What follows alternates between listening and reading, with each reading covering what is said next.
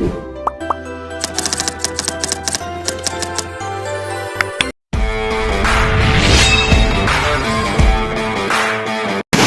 araw sa inyong lahat. Ako nga po pala si Binibining Jennifer Ihemana, nagmula sa Bachiller ni Sekundarya ng Edukasyon at nagmamayorya sa Pilipino. Ngayong araw ay may pag-uusapan tayo. Ito ay tungkol sa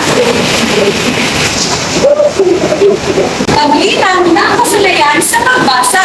At alam niyo ba na may 5 sangay ang paglitan ng kasanayan sa pagbasa? Narito ang 5 sangay. Unahin natin ang una. Ito ay pag-unawang literal. Ano ang pag-unawang literal? Ito ay pag-unawa sa impormasyong tahas na nakasulat sa binasa na ang sagot ay makikita mismo sa teksto. Narito ang halimbawa. Si Ana ay pumasok sa paaralan ng alas 7 ng umaga. Ang tanong, anong oras pumasok si Ana sa paaralan? Ang sagot ay makikita mismo dito. Alas 7 ng umaga. Ibig sabihin, dito tayo kumukuha ng sagot sa binibigay na teksto.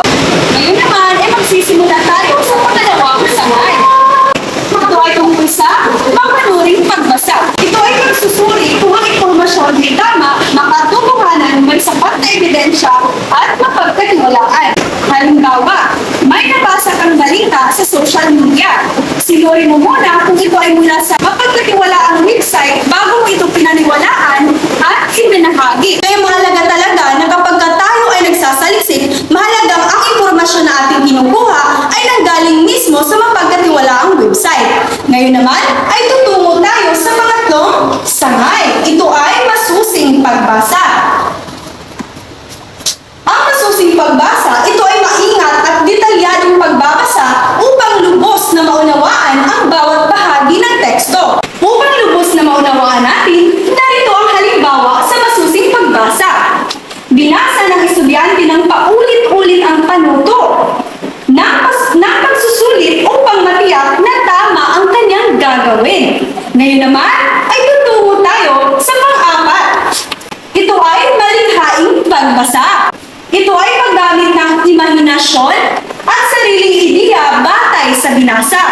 Nakakalikha ng bagong kaisipan o solusyon. Narito ang halimbawa. Pagkatapos basahin ng isang kwento, ginawa ng mag-aaral ang ibang wakas na sa tingin niya ay mas maganda. Ngayon, magbibigay tayo ng ibang halimbawa. Kapag tayo ay nagbabasa ng kwento at hindi natin nagustuhan ang wakas, ang ginagawa natin ay ginagamit natin ang ating ideya upang makabuo tayo ng imahinasyon. Ating ibahin upang maganda ang wakas ng kwento. Ngayon naman ay tutungo tayo sa panghuling sangay.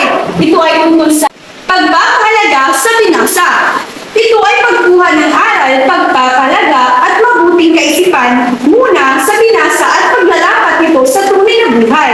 Ang halimbawa, matapos basahin ang kwento tungkol sa katapatan, naging matapat ang mag-aaral sa kanyang magulang at guro. At katulad na lamang ng mga bata na kapag sila ay nagbabasa ng kwento at yung kwento na yun may makukuha silang aral, ito ay na-apply din sa kanilang mga sarili at ito ay ginagawa din nila mismo sa kanilang pamilya at kahit sino pang tao na kanilang makakaharap. At yun lamang po ang 5 sangay sa paglinang ng kasanayan sa pagbasa.